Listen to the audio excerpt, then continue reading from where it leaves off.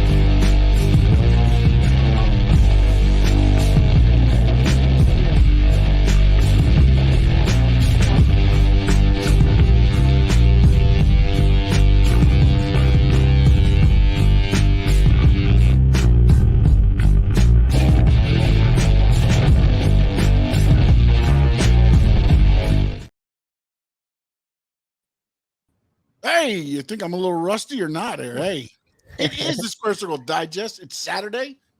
It's WWE Backlash Day. I am Sean Stanley. He is Frankie Frezko. Hit that like button and already got the chat going. Yes. And we are gonna talk a little news. I was out on Tuesday, so we didn't get to do our normal show, but I'm back. And we're going to talk a little news, and then we're going to get into our Backlash predictions. So Backlash predictions we'll keep toward the end. Frankie, I'm going to let you start, man, with the AEW. You want to start with AEW, or you want to go with the draft? Where do you want to head first? Because we got a lot to cover. Well, first and foremost, what's up, guys? Welcome back. Sorry about this past Tuesday. Sean is back. How you feeling, man? I'm not 100%. It doesn't matter how you feel, sir. Got me. I was good. No, he likes AEW. But I'm happy to see you back, sir. So to start off, let's talk AEW because we're gonna talk about Backlash towards the end of the show. So yeah. I know a lot of people are watching the Miami Heat game. We're all watching it as well. I was if you can see the corner of my area right there, you can see the game going. So did it just start the second half? Second half just started, yeah. Okay, I was gonna put it on my phone, but whatever, it's all good. I'll stick to the wrestling. I'm gonna be committed for the wrestling. There we go. So am I. So a little bit of AEW this past weekend. So well, let's go back. Let's go back because we weren't on Tuesday. Frankie Frezko was at FLA Live Arena. Yes, I was there. We're going to have some correspondence from that come out here soon. So don't worry. We got some Frankie was out doing some interviews and talking and had the sign front and center. It is the opening match. Orange Cassidy comes up to the steps. I look over and what do I see? Squared Circle Digest sign. Love it. So let me tell you guys what happened. So I originally did not have those seats. I was sitting towards like the side where the wrestlers are coming in. But then I was able to get better seats at the last minute. So I was like, hey, and I know where the camera angle is because I went with Sean last time to the Sunday Stunner. So I remember exactly where to sit. So I was like, okay, I think if I sit in that area, I'll be able to get the sign more often than if I was sitting on the side where the wrestlers were coming out. And it worked out perfectly because the cameraman was right next to me the whole time. And then I rewatched the show and boom, right there, right on the spot, you see him like zoom in to me and the actual sign. So I was like, oh, I was happy about that. But overall, man, the show was great. It was long. It was long. Wrestling, when it comes to AEW, it's for the hardcore fans, in my opinion, because Not only do they do Ring of Honor at the beginning, before they do AEW Dark, but now they're doing Ring of Honor. Then they go into Dynamite. Then they go into Rampage, and then they do another hour of Ring of Honor. We So won't have to they're worry about that anymore. It looks like because Dark and Dark Elevation are going to be stopped. So it's going to be Dynamite and Rampage, and then Collision and ROH. It's kind of how they're going to work it out. But I mean, show, but not as long. But again, we didn't have AEW Dark when I went, so it was all Ring of Honor. So I don't think it's gonna change that much. But it's a long show. I'm not gonna lie, it's 5 hours of wrestling. So the hardcore fans will stick around for all 5 hours. Me and my brother, we were there for a while, and we were hungry, we were starving. And if you guys haven't gone to FA Live Arena, that arena, I don't know why, but that arena is so expensive when it comes to the food and the drinks. Like I get cheaper drinks when I'm at the Dolphins games and when I'm at the Miami Heat games. And the Marlins as well. I don't know why that arena is so expensive. So I was like, nah, I'm not gonna buy. I bought drinks, but I didn't buy any food. No, it still costs you an arm and a leg. Yeah, it was just too expensive over there. And so we stayed for 4 hours. We left the last hour. The last hour of Ring of Honor was just like people coming up, and they were trying to entice the fans. There was a lot of empty seats, I'm not gonna lie, but AEW did a really good job covering them up. You didn't see them. They had like a black tarp over this empty seats. I give you a tough time about AEW and everything like that, and it's all in fun, man. I mean, look, I've been to house shows with WWE that you think it's gonna draw, and it doesn't, man. There's a lot to do in South Florida, man. If you look at what they're doing with the Wembley show, it gives you an insight. There's no matches announced. There's a couple matches rumored for that show. There's no matches announced, and they're doing. At last count I heard was possibly 60,000. Yep, same. So I don't know if that's where they're at now, or if it's gone over more, or however. But the fact that, look, man, I honestly was like 30,000, 40,000 would be good. So they've already exceeded my expectations, man. I mean, I get it. I believe they cater too much to the hardcore fans. But again, the one thing about when you go international is usually you're the only show in town. That helps. But I agree with you. The only difference, or the only thing I am gonna knock on the AEW though, is that it was on a Wednesday. So there's really not that much stuff going on a Wednesday in Miami. I mean, you can still go to clubs and stuff like that, but there isn't that much things going on. So that's why it was a little nothing at AEW to say, okay, I'd rather go there than stay home. The card wasn't that great. It was okay, but it was good. It was a good card. It was a good show. It had its moments. Roderick Strong returning. It had moments. It just, again, leading up to it, there was nothing there that said, okay, let me go spend 3 to 4 hours at the AEW show. There just wasn't anything there. The other thing too is that it wasn't sunrise, so you would assume that a lot of people from up north come down AEW, because obviously it's a lot closer than when they did the shows in Miami. But it is what it is. It was a good show. I was there. We did some commenting with some of the fans. It went well. It was my first time, so if I sound a little bit off or I sound like making mistakes, my apologies. I did send the takes to Sean, that way he could see them. So I don't know what Sean is gonna show, if he's gonna show all of it or some of it. Yeah, no, we're gonna be showing them starting next Tuesday. Next Tuesday show, we'll have some of those in there. They'll be like our little commercial breaks. Oh man, I don't know if I'm gonna be like embarrassed or what. The best of the best there, the best of the best mess ups. I mean, but you want to know something? There was a really good one. I know you saw how I ended it with the. I don't want to give it away, but I ended it with one fan that was really lucky. So that one I like that. That was probably the best interview I had that day. So but overall it was a great show. My brother, shout out to my brother. He was really sick. He got sick the night before. I don't know what he was doing. He must have been bartering or something, but he was really sick and he was a trooper. He was like, "Look, I'm gonna go no matter what," and he was helping me record and everything. So I want to shout out my brother Nicholas for being a trooper with me that night. Thanks, my man. Yeah, and then I also saw I didn't catch anybody except Memo. Memo was there, so I don't see him in the chat today, but he was there. He's usually a regular in the chat as well. But yeah, overall it was fun. We had a great time. Nice matches overall, and just a little bit disappointed that they announced the cage match the day after, and I'm like, damn, why couldn't they have that match for us? But it is at in Detroit, and I think that's Moxley's hometown. So No, Moxley's Ohio, oh, Cincinnati. okay, Yeah. okay. So I don't know. Josh asked, when does Jade Cargill contract expire with AEW? I want her to beat Bianca. She signed a multi-year deal in 2020. That's all they said. They never said how many years or anything like that. But she had already turned down a WWE deal because they gave her some 100-page contract, and she was like, I'm going to AEW. Have fun with that stuff. So there you go. Alex Palenzuela says WWE has a thing that they let fans in for free as seat fillers. Yeah, and AEW does too. But you fill the TV side first so that it looks full. I mean, that's one of the things with when you're shooting TV every week is you start learning how to better, have the setup first and then go from there. What else we got on? They also had a lot of the wrestlers. There were some different smaller indie wrestling companies Yeah, out there. So obviously CCW was out there. I'm wearing the CCW shirt today.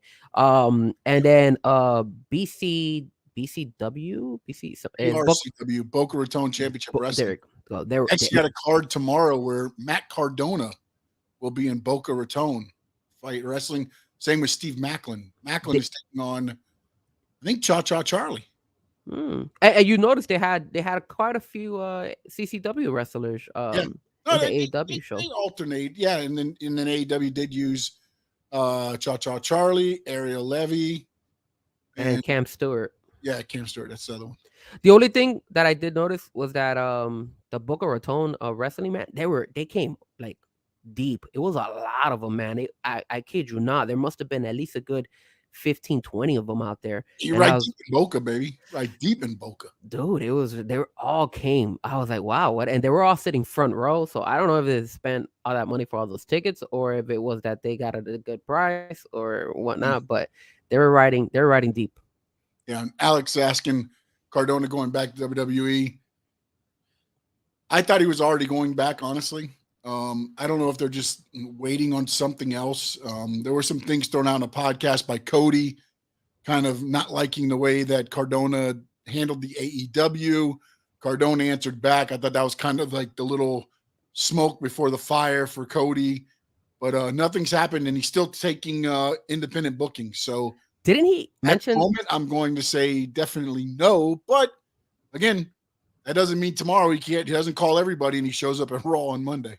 Didn't he tweet something out about possibly going back to WWE? I thought I Chelsea Green's there. Chelsea Green is his wife, and they're married. So he always says he sleeps with a WWE diva. Like he's just messing around with. But I wouldn't be surprised now that you say Monday. I wouldn't be surprised if they put him as like a special one of the guys who are going to be in for the tournament that they're doing for the heavyweight belt.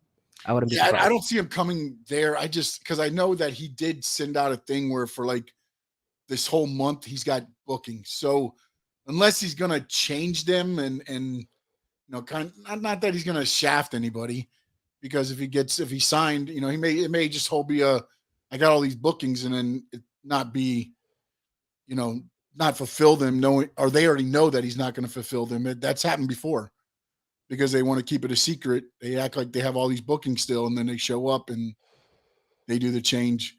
My dad's in. Want to thank Terry. He's in. Glad you're better. Yeah, I'm glad I'm better as well. Yeah. Alex, thank you as well. Josh, Backlash tonight. Let's go Heat. And Ric Flair. When we're talking AEW, what I'm going to start doing now is I'm going to wear this pin. So I got my AEW pin. Look at that. Nice little AEW heavyweight title pin. Nice. Look at that. So when we talk AEW, I'm gonna start now wearing these. This was actually pretty cool. What's your thoughts on the 4 pillars now with where they're going with that? We kind of knew where they were going with that. You called it. The only thing is, unfortunately, I thought they could have strung it out longer. The pay-per-view is exactly. not till That's what I was 28. thinking. Like you said it. You said, Frankie, there's a better chance of them just keep it an extra week. That way they could kind of like push it more, but they didn't do it. They just They went had ahead and did it. Sammy turn on MJF, and like I felt like you still have 3 more weeks of TV, and you could have waited till like, even Friday Rampage, because I believe that's going to be a live Rampage.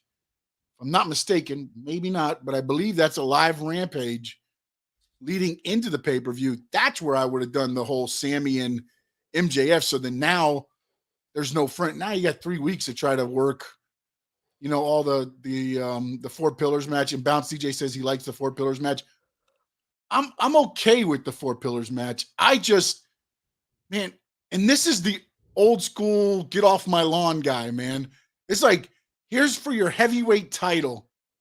And it's like 178-pound Jungle Boy, 187-pound Sammy Guevara, 165-pound Darby Allin, and then you got 225 MJF. It's just like, it's the heavyweight title. And again, all of them can do shit I could never dream of doing. So I'm not saying it's anything to do with talent or anything. It's just like AEW wants to be so different from WWE. They're going to be like, watch what we do here. And again, I believe in the heart of hearts that MJF keeps the belt. Of course. Just none of the other 3 honestly deserve it. I mean, that's the other part with this match is when you look at it and go, MJF has to win this, right? You're not taking none of those 3 guys, as much as you may want Darby or whatever to win a title.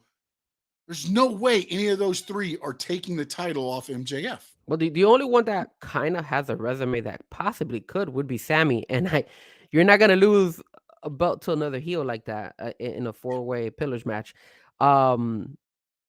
Darby and Jungle Boy, who have they beaten? I mean, they haven't fought anybody. Like Did Jungle Boy win and then get beat up with Luchasaurus, or did he? I think he beat Luchasaurus and got beat won. down. Yeah. And then he also did Big Christian, but that was a while back. That wasn't even like recent. But again, when's Christian honestly been in the AEW main event picture? True. Look, I get he's a legend. I get all this stuff there. But when has Luchasaurus been in the, it's like, it's just, I like the concept of it. I just don't know that those are your pillars. Like, again, they're pushing that young talent. They're hoping that it could, and all of them very talented. All of them can do shit I would never even dream of being able to do. I will tell you this. I just don't see that as, the only one I can see as your champion is MJF. I don't see any of them. They're TNT champions. Well, if you want to make a TV title, they could be those Intercontinental champion, US champion, TNT champion, TV champion. That's what I see from them, except for MJF. That's true. And you could tell by you see his size compared to these guys, and MJF is not even that big. So it's like, yeah, it's hard to see one of those guys pull it off. I will say this on the Sammy Guevara Darby Allin match, that was the best match of the night. When I went, and Sammy always does those like crazy stunts where he throws himself and he does these somersaults and all that stuff. So that's great. And like you said, some of the moves that you or me would never be able to do, but he's not a heavyweight champion. He, at least not right now. I don't see him. Not in my eyes right now, man. And you gotta sell him like crazy. You're a new company. You only been around for 3 or 4 years, but you go listen to it's Jericho, it's Moxley, it's Omega, it's Adam Page. It's where'd it go? Moxley, or did it go straight to MJF from Page? I think it did go to MJF from Page. From Page to MJF. So there's your, your 5. Or if you, well, no, we also have CM Punk in there, right? CM Punk was in there. Yeah, that's duh. There you go, CM Punk. Yes, CM Punk. So you have CM Punk and then MJF, and now you're gonna go Jungle Boy, Sammy Guevara, Darby Allin. I just, it's tough to really fathom if you really, again, and I dig deeper than probably most fans will ever look at wrestling. Everybody's like, Jesus Christ, man, Sammy Guevara's good. Let him have the belt. He's on there all access crying every other week. I mean, look at him. Whoa. Do not talk about that All Access. That thing is a really, really good show, guys. Like, if you haven't tune into that show. That was really good. And I really like the fact that Guevara crawling every week. He's- This is my dream come to be back in this building. he's showing you that emotion, that passion. Oh, yeah. That's the emotion to be a heavyweight champion. That's the emotion for the commitment for him to be a heavyweight champion. Look at that, man. Did you see the conversation he had with Tony Khan in the restroom? I think it was like in the restroom or locker room or something like that. In the locker room, and Tony Khan had to pull out the whole sheet. That's the other thing. That right there shows me the fact that you pull out your sheet to explain to Sammy Guevara Sammy, you're gonna do what I tell you to do because I pay your damn check. Yep. I was thinking the same thing. When he took that paper out, I said, come on, man. Like, really? how watch, we have you here, and then you're gonna do this, and then this, and then it's like, bro, if you do that with every single one of them, it's gonna get murdered. That's why the areas where it's at. It's gonna get murdered, man. They take advantage of somebody like that, man. He's too soft. That's what I told you. And also, like, Sammy's like, oh, I haven't been used in 3 weeks. I'm gonna go talk to Tony Khan. You know what happened if you went and talked to Vince McMahon and be like, hey, Vince, I haven't been used in 3 weeks. He's like, you know what? I'm not even gonna have you come to the building next week. Yeah, man. Yeah, and I remember what I told you. We spoke about this couple last week or the week before.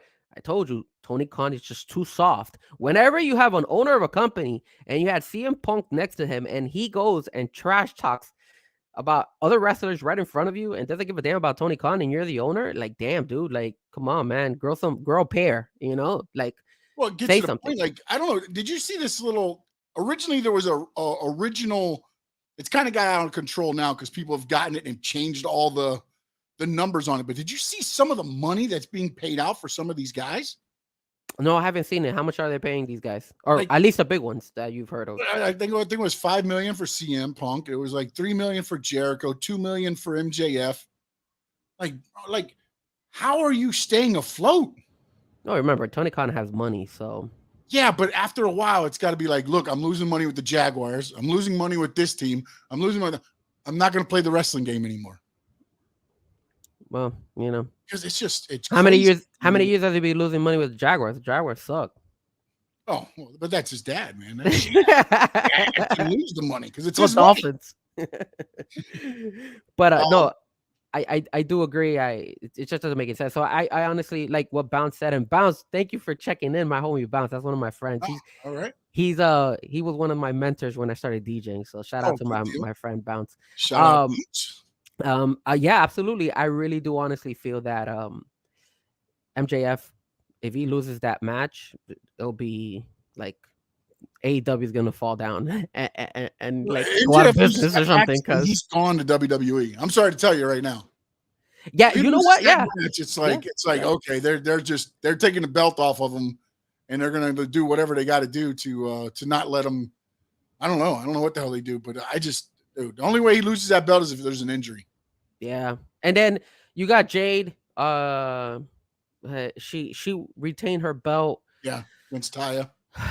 Again, man, it was I don't know why they made that fight on a regular Dynamite. Just doesn't make any sense. I think they should have built more on it. Build it. I mean, you could put it for Dynamite, but to do it, look, Taya debuted I think 3 weeks ago. You could have built it for another before they talk because she could have fought Layla. You could have Taya fight Layla, and even throw the same stipulation in. She can't use her finishing move, and she beats Layla with something else, and then she stares down Jada again for another week. Yes, but it just. To me, it's like, okay, now you had Jada do it, and then she doesn't, Jade do it. I said Jada. Jade do it, and then she doesn't hook the tights right. So then it looked like she's just holding her ass down. Like, hey, 1, 2, 3. And well, I didn't get that angle because I was, when she did the move, I was on the backside of her. Maybe she wasn't supposed to. I don't know. It looked like she went to grab, and then she just put her hand straight out. So maybe I think she should have put that little extra on there. Because now you keep it rolling. To me, it's like, okay, you pinned her clean with a roll-up. It was a roll-up, but it was clean because you didn't hold her tights or anything else. So that's just, again, small little minor details to me. Well, look at the Jade's growing as far as a performer and everything else. I mean, you know, but I don't know. It's starting to become that Goldberg thing where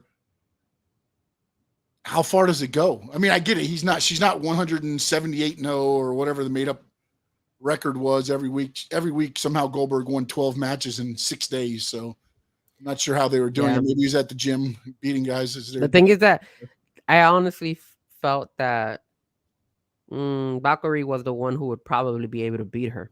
And now who's out there to beat her? I don't even see Britt Baker like have enough to beat her, and Britt Baker's probably one of the biggest ones. More toward the women's title. Correct. You got to mix that up. Title has only been Jade. So to me, like, I almost feel like that title is like, it's like the $1 million championship. Jade just carries it around, defends it, keeps it, defends it, keeps it, defends it, keeps it. But I think they need to switch that around. That way she could get more experience. Yeah. I'm not saying she should lose. Person to me, Taya would have been the good person to do. Yeah, and I don't think she should lose it. I think she should still keep winning it, but give her some opponents now already, Give her somebody who's going to challenge her for, like you could give her maybe down in the road, maybe a Thunder Rosa when she gets healthy, if she ever gets healthy. But there still was a couple spots where she showed her greenness was selling. Like when Taya hit her with the one kick in the gut, she kind of went down and just kind of fetal positioned it instead of just selling and just kind of showing. It's your facial expression that the camera picks up, and then the fans can feel, that, she got kicked. She just got kicked in the wind. Maybe Taya laid it in and maybe it knocked the wind out of her. I don't know. But there were small little things that, she still got some growing to do. But damn, man. Taya made some mistakes too. No. It was a little bit of a cluster during the match, like at different times. It was like the one I recorded, it was the same thing with Dax and freaking Jeff Jarrett. The one at the beginning of that match, I wanted to stab my eyeball. The one I recorded of Jade and Taya going at it, and the one I sent you the video of when she's kicking. Do you see when Taya goes and she lifts up her hand like clearly? And I'm like, come on, man, you gotta don't show that like so clearly. But I mean, again, that was my view, so maybe on the TV you didn't see it as much, but at least there I was like, man, you could see when she blocked it completely. Yeah. But then Jade did a pretty decent job selling it, but still, No, I mean, again, I think she's come a long ways, and I think she'd have been better off not putting a title on her and just have her being roughshod and winning matches, and then put the TBS title on somebody else to build the title up. And I'm not saying Jade hasn't built the title up. She has made the title mean something. Problem is, I don't know how you get the belt off of her right now. True. Because do you just beat her, and then what comes after that? I mean, we have to pull out Tony. Hold on a minute.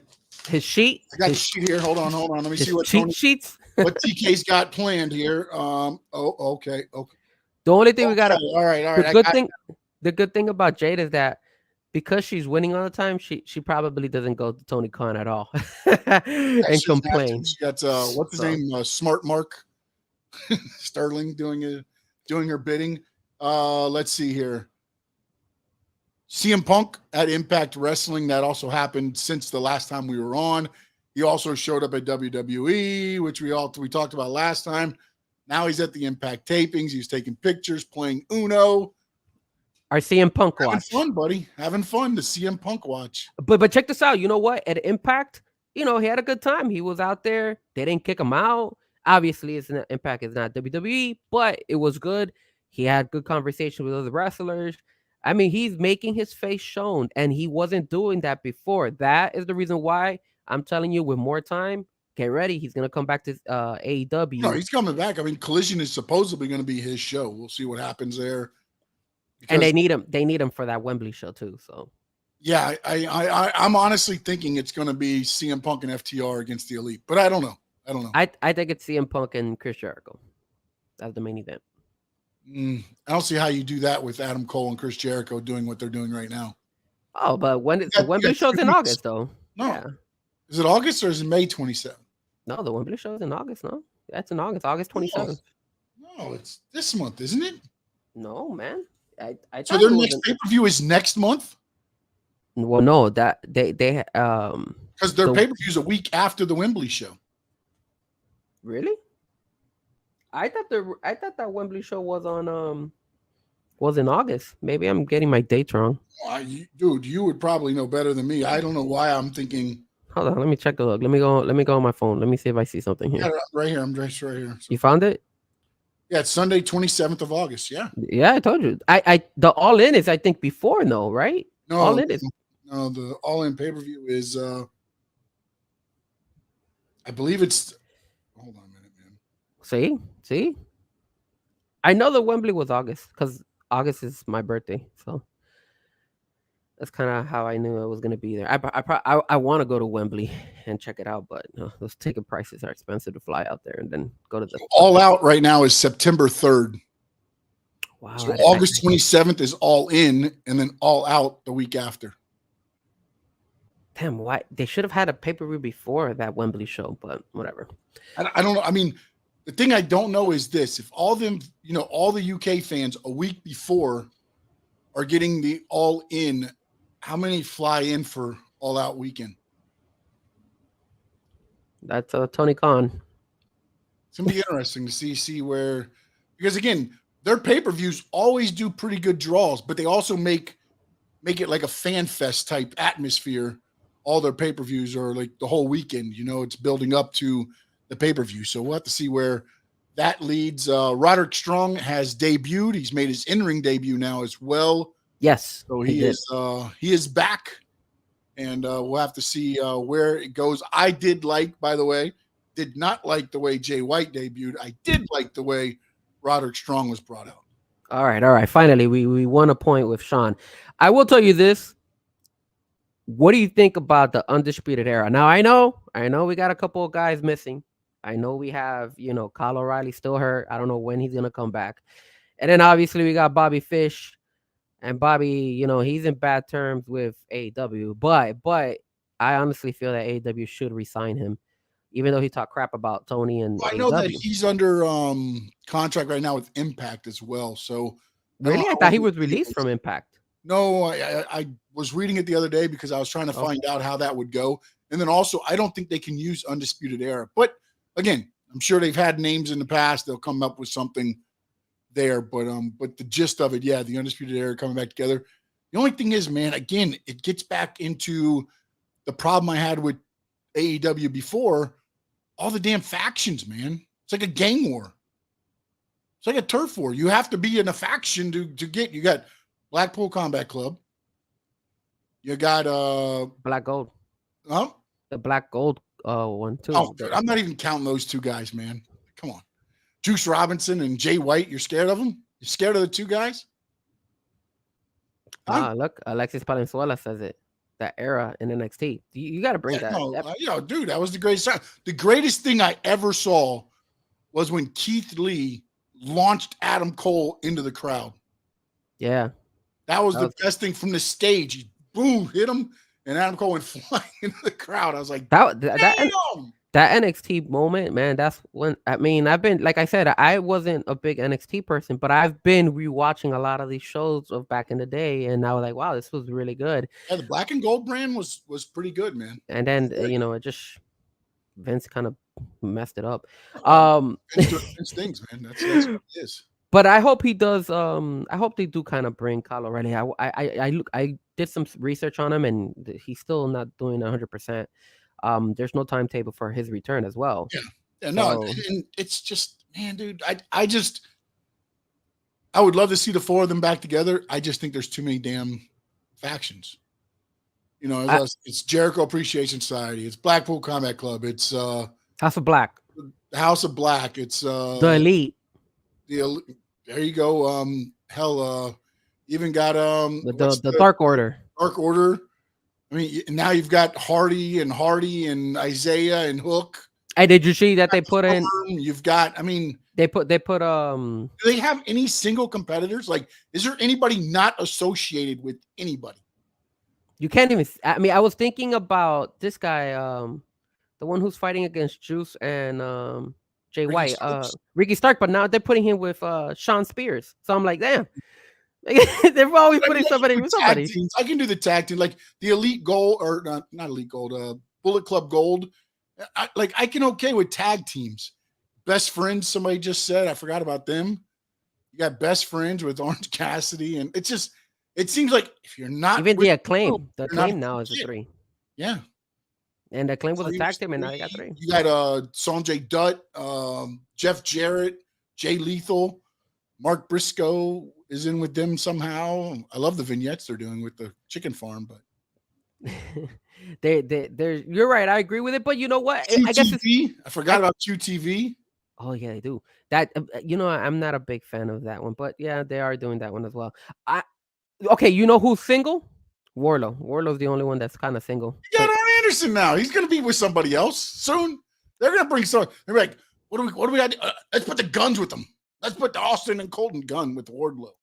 Christian and Luchasaurus. They're kind of just there, but But I know we weren't going to talk about it as much. But what you think about Christian coming out this past AEW saying, "Hey, this fight is not about Luchasaurus against you; it's me against you, Warlow." Did you expect that? keep taking pictures with -1 and Edge at Toronto Maple Leaf games as they get swept by the Florida Panthers. Okay. Yes, let's go Panthers. Keep taking pictures there, Ed and Christian. Man, I don't like it. I'd rather have Luchasaurus. I'd rather have two big guys go. yeah, I don't know why they went that route. But you know what? Maybe it's just a smoke screen. Maybe he'll just go ahead and he's just telling that just to kind of mess with Warlow's head, and then eventually, Luchasaurus is going to be the one involved in it. That would be the right way to go. So that will be not what they do. Yeah, I hope. Come on. I hope they don't do that, but I hope they do go. Listen to us, AEW. Listen to the show. Don't mess it up. Yeah, 1,005 Holds came up with a whole group, Swerve group. I forgot about them. You got Swerve or that group they're doing now. I mean, if you're not with the group, you're just not a cool kid in AEW, buddy.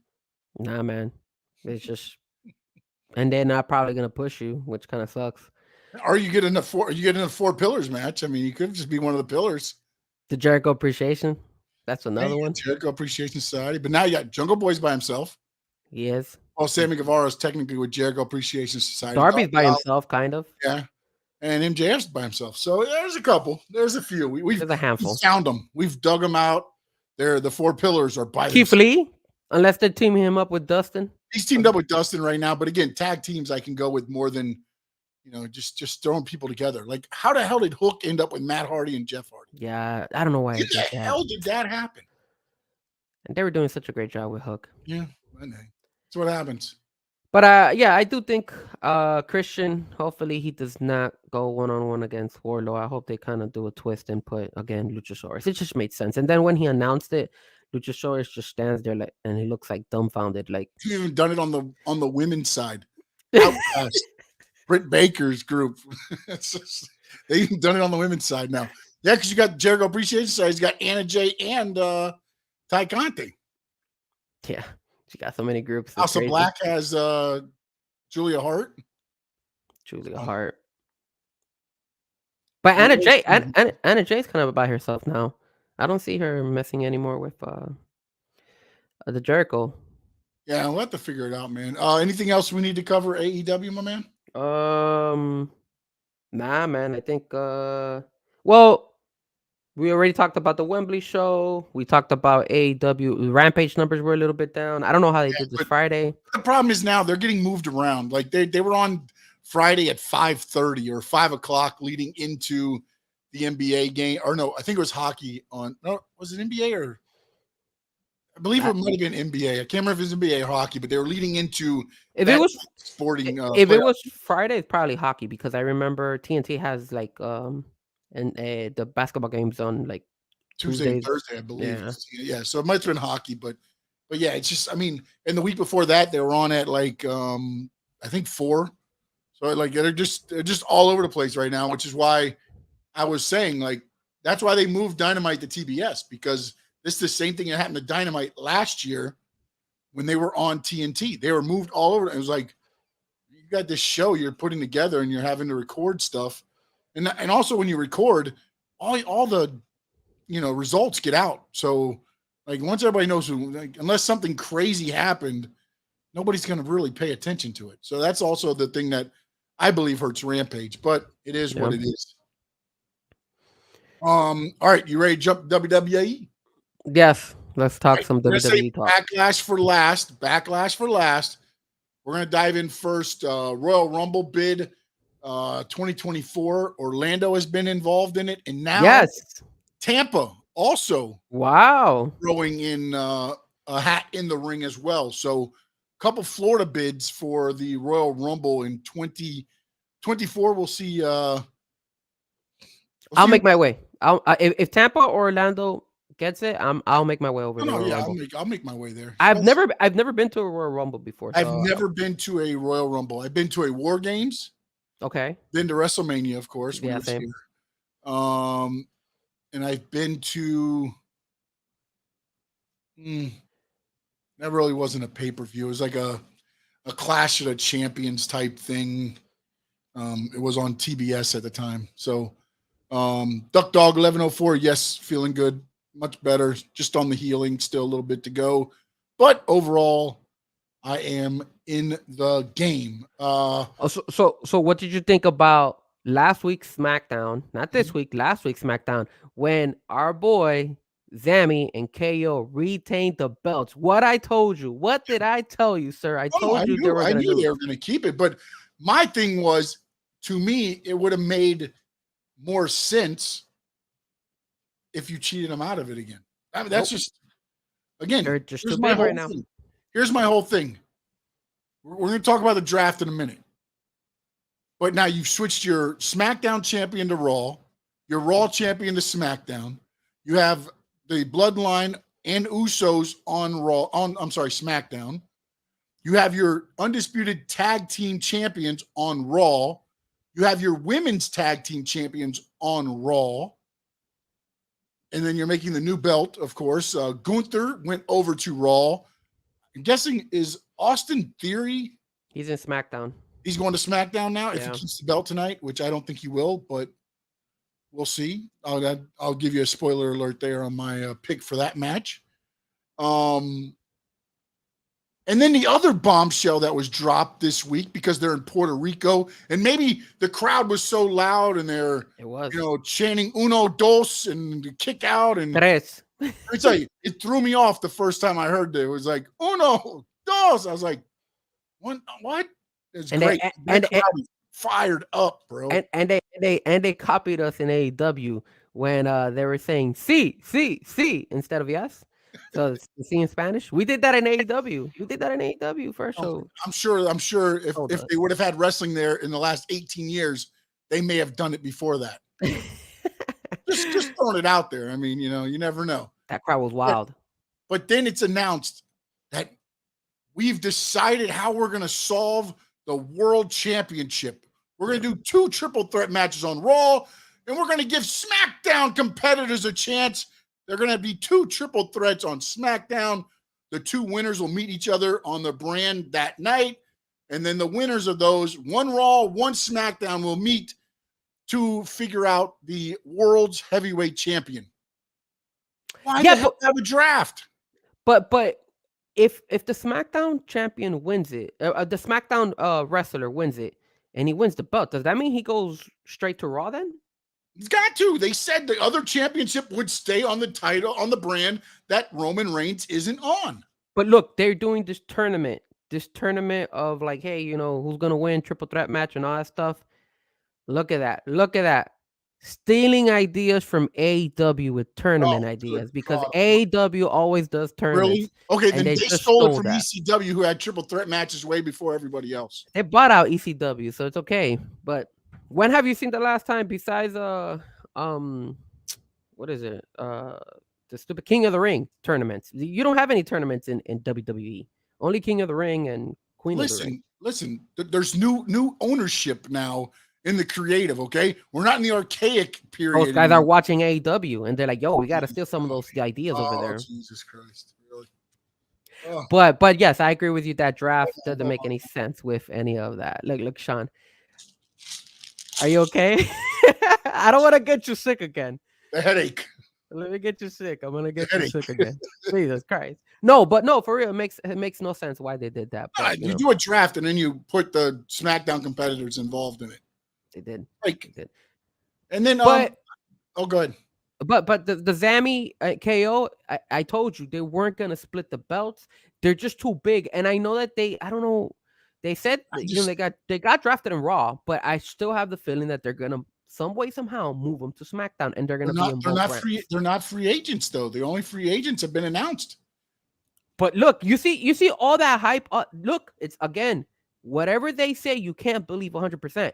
Look at what they said about, hey, there's not going to be any free agents. We're going to split people. The Profits went together. The Alpha Academy went together. There was no splitting of anything. It was all the same crap. So it's just a whole bunch of smoke. Yeah, but they never said they were splitting. We talked about splitting. They insinuated all of it, though. Exactly. They insinuated. They also insinuated somebody else was going to wrestle Brock Lesnar at MSG. It turned out to be Austin Theory, and everybody got mad. But that's they why never said, hey, we're breaking up tag teams. Hey, we're doing this. They said it is on the table. It is going to be a game-changing draft. They never said, hey, we're breaking up. What game changing was there? There was no game changing. It was the same exact thing as the previous draft. People moved to one brand and the other one went to the other. Nothing different. They did a smoke screen and they sold you, Sean. They sold you. You sell me. I am not buying any of that anymore. They're not. They weren't. No, you're not. You're buying that Tony Khan Kool-Aid. They're not splitting anybody. They're not going ahead and look. They insinuated, because remember they had that little promo where they were talking about, hey, Montez is gonna go and all that stuff, and everything's, you can't believe anything. So I'm not even believing what I see anymore. So when it comes to WWE, Sammy and KO are going to make their way back into SmackDown, and they're going to be in both brands. They'll eventually become free agents, and they'll use them both ways. They're just too big right now. There's no reason why to make another tag team belts if you just did that with the heavyweight belts, and you're not splitting it, because look at Roman Reigns. He's still carrying 2 belts. I would have thought they would have gotten rid of one of his belts, and on Monday night, Paul Heyman insinuated Roman Reigns might go after that belt as well. Did you see that? And I was like, come on, man. Like, if you're going to do all this stuff, if you're going to sell us all this, then you know what? At the end of the day, I don't know what to believe. So I'm going to go with the regular wrestling that I know. KO, Sammy, they'll be the tag team belts. They'll eventually make their way to both. Roman Reigns won't win the other belt. That's bull crap that they're talking about. And at the end of the day, Seth freaking Rollins is going to win that new belt, and he's going to hold it for a while. That's how I see it. And look, you were predicting Cody was going to go with Roman. They didn't even do that either. They did not even do that, because they're going to build that up all the way to probably Royal Rumble.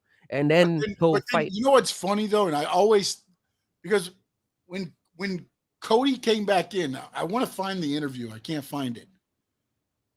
I believe that he said, I need to win the world's heavyweight championship for my father, for my family. I think he did say that. He said world's heavyweight championship, right? Yeah. That is the belt now that is on Raw. I think he just needs to win a belt. One of the 2 legit ones. No, we're going to get more into it, but I'm wondering if, again, but again, if they do, I personally think Seth Rollins comes out of Raw. And I'll get more into that, because part of that lingers on my pick for and I've already given away one of my picks already for Backlash, but so we'll dive into that also. But for me, we'll see what they do with the titles, man. I still don't understand why you need undisputed tag team titles. For what?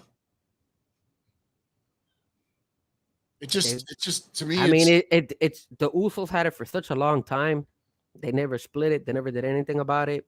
Roman Reigns has had both. Because at one point, the problem was this. During COVID, Reigns was out for a while because of his situation. Then as COVID, with the leukemia and stuff, then as that got done, Bobby Lashley and Drew had carried the company through the COVID era. Then Roman got the belt and started doing the whole bloodline gimmick. Then the tag team division was nothing. So the Usos ended up, they kind of just said, hey, let's make these mean something. And they threw them all the belts basically on the bloodline. But then the working problem is that you don't have a way of taking them off. To me, it's hard. Adam Pearce had opportunity, AEW. The SmackDown or Raw leading into WrestleMania. there was a time where the Usos were there. To me, it should have been like, we're on Raw. You're defending the Raw titles tonight. And get it off of them. You could have Sami Zayn and Kevin Owens come down, haluva kick them, whatever, stun them, and they get pinned by whoever, the Street Profits, whatever you want to do. Because it doesn't take away from the Usos. Then you could take the other titles off of the Usos at WrestleMania to Sami Zayn and KO. Now there's 2 separated titles. Instead, you left it all on one, and then you put it on your 2 right now biggest baby faces besides Cody Rhodes, whatever Seth Rollins is. And now how the hell do you get the titles off them? Yeah, you're not going to be able to. That's what I'm telling you, man. They're going to keep them both on both brands. And plus, you just said it. They're both second baby face behind Cody. So it makes sense to have them on both brands. It just, they'll find their way over to SmackDown. At the same time, I don't see it happening. I don't. Because I think what they're going to do is ultimately the storyline on SmackDown is going to be the explosion of the bloodline. Yeah, but I think that's a long way. That's going to take a while before that happens. It's going to be interesting tonight to see how they roll this out. It's going to be how they lay this out tonight. Sure, we'll talk we'll get into that. Yeah, we will. Actually, you know what? I think the draft, the NXT. I didn't understand why Braun Breaker didn't go. Yeah, did you see that? I was like, okay. Again, another smoke screen because obviously Braun Breaker loses the belt. He's there and he doesn't go, and they did take it away from the tag team champion girls that were there, right? So it's like, what are you doing? And then this girl, what was her name? Indy Hartwell was the champion. That was there. You go. The title as well. I was happy about her getting drafted. I like her. She deserved it. And it's cool how they put a complete bow on the Dexter Lumis Indy Hartwell storyline. Yeah, I saw that as he carried her out of the building there. So, to me, there was no bad. I don't think there's any bad picks. There's some questionable ones. But again, this is to kind of freshen up and get new storylines and new ideas too, instead of the same stuff we've been having for the last 5 or 6 months. So I don't want to say that it was a bad draft until I see let me see how Triple H works this again, because this is where Triple H is finally getting his hands on the creative, because the creative was done up until Night of Champions. They've been allowed to do some things different because the draft, they moved it up. And so now there's going to be some different things there. But most of everything that's been going on is the stuff that has been. Now, again, Triple H has, crafted it a little bit to mirror what he would like. But a lot of this was already kind of planned out.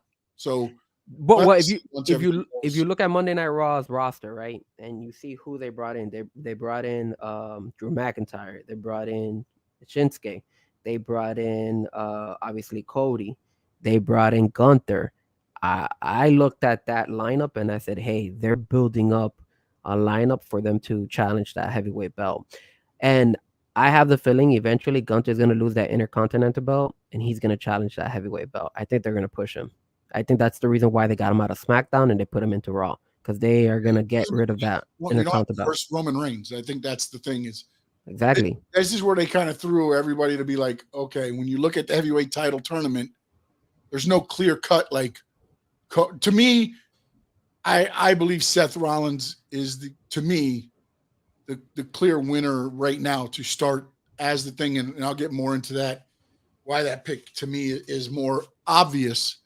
But if you want to throw in the chat right now, let us know who you think might be the first world's heavyweight champion for the Raw brand. You can throw that in there. We're going to dive now into our predictions. Backlash pay-per-view now about an hour away, I believe, from pre-show starting. I think that's going live at 7. If I'm not mistaken, it's 7 or 7:30.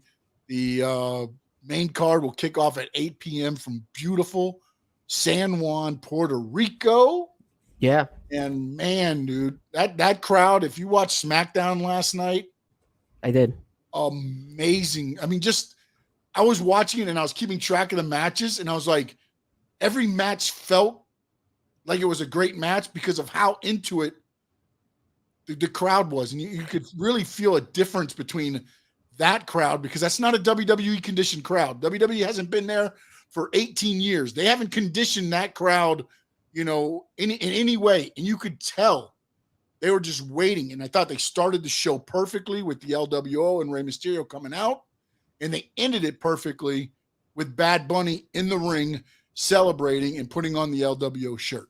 Yo, LWO finally won one, but I told By the you way, that they dropped out of the number 1 ratings. They dropped to number 4 because they won.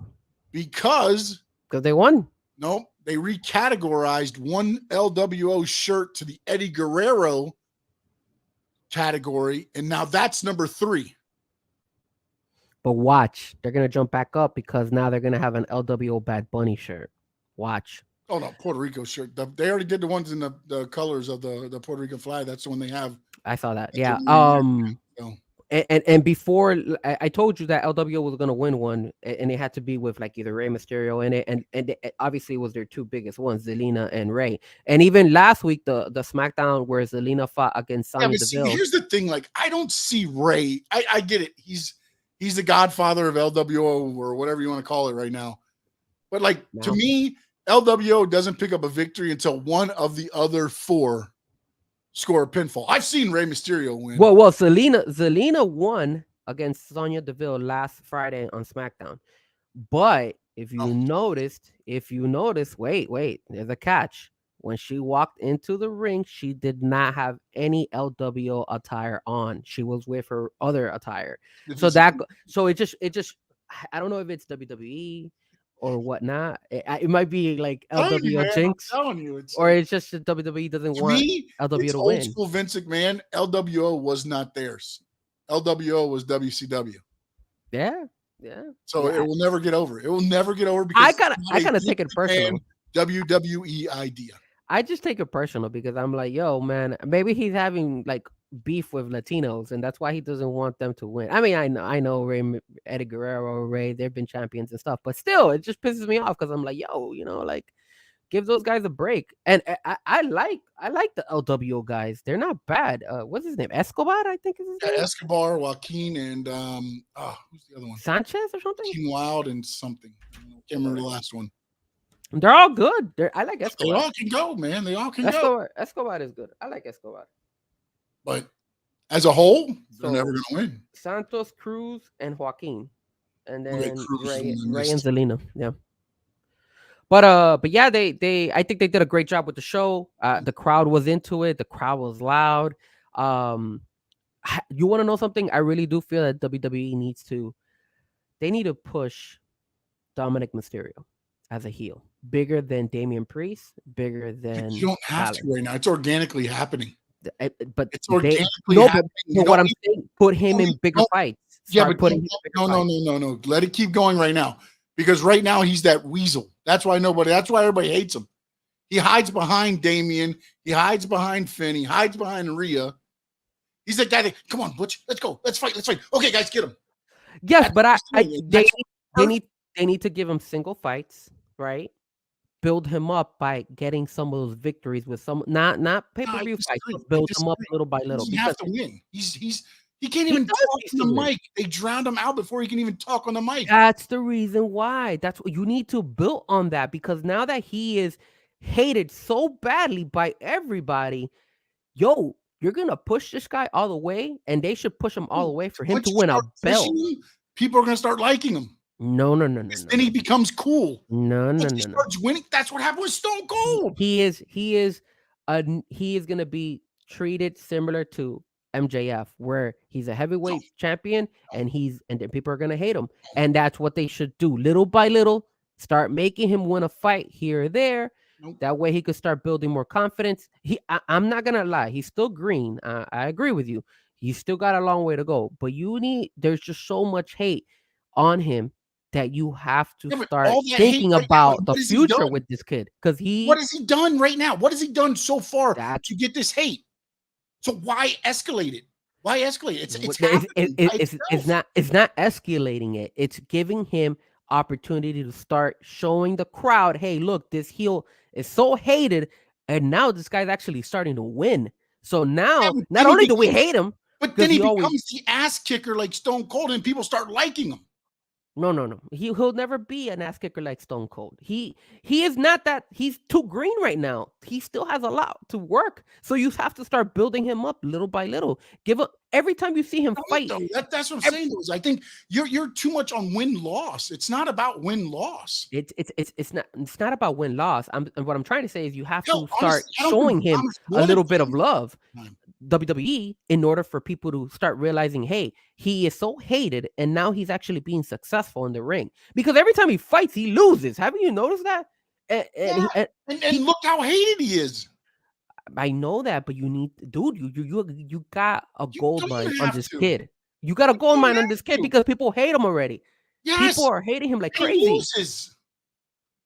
Yeah, he loses. I understand that, but you got because eventually you have to start building him up, because that kid might be one of your top heels eventually. I'm not saying right now. That is what Judgment Day is for. Damian Priest and Finn Balor, I'm starting to see like Finn and Damian Priest are just there. Like they're there to drop somebody and then Dom lays over him 1, 2, 3, gets the pin. No, Dom doesn't do anything. Damian Priest and Finn Balor beat the people down. Dom gets the 1, 2, 3. That's why everybody hates him, because he's a freaking weasel. He somehow wins, but he does nothing. Well, I honestly think that. What did he do last night? He got his ass kicked every time he stepped in the ring. That's the problem. Why are you always putting him down as like to get his ass kicked? There's one that's point what the people want. But you have to. Okay, I get that. Right now, it's working. But what I'm saying is, there's gonna be a point in time you have to take the next turn on that page and start helping him become an actual better wrestler and build him up, because he's so hated. You have a freaking gold mine with this kid.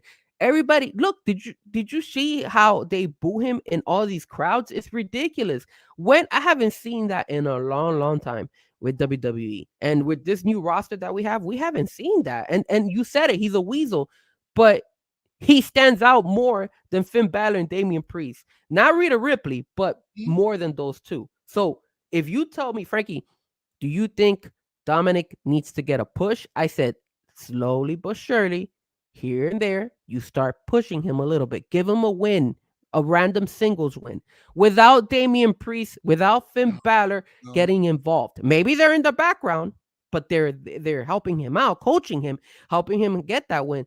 But let him start. Gimmick.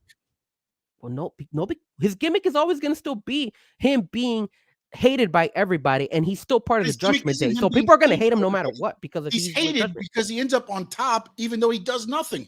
He loses the majority of the time. What are you talking about? The majority of the time, but when he wins, how does he win? He rarely wins. That's the problem. Well, he did win. He rarely. How does he win? He wins by others doing all the hard work and him just taking the pin. But still, again, that's his gimmick.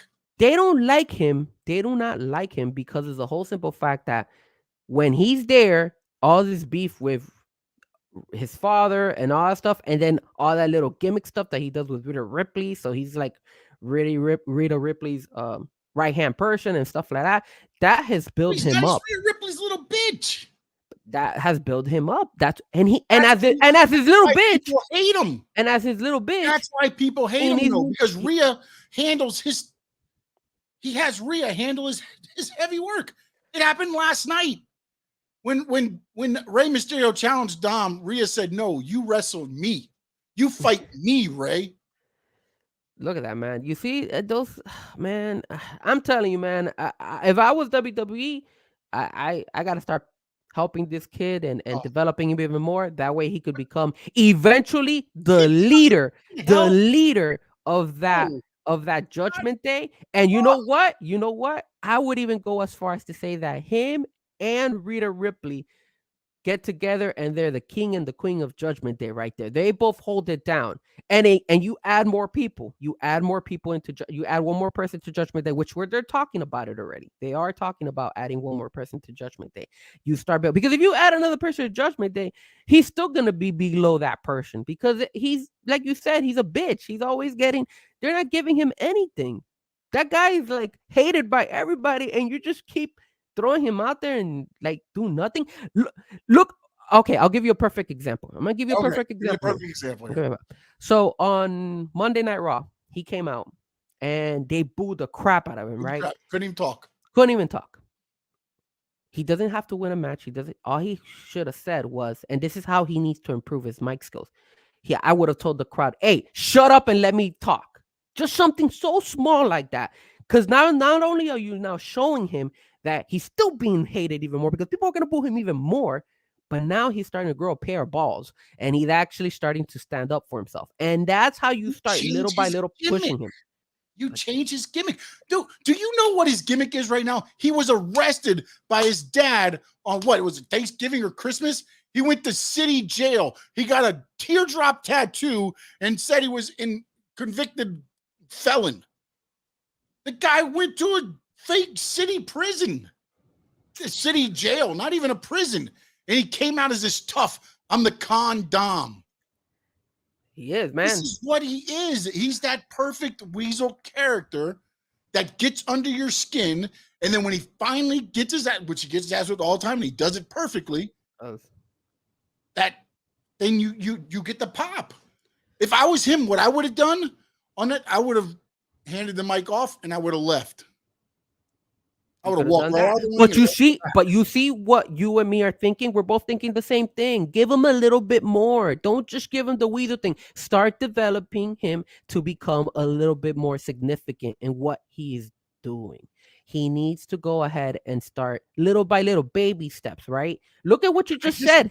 Look at what you just said. You said that he should have just walked out. Walked out and just left the ring. Oh, like in the WrestleMania ceremony thing? And the people are drowning him out as he walks away.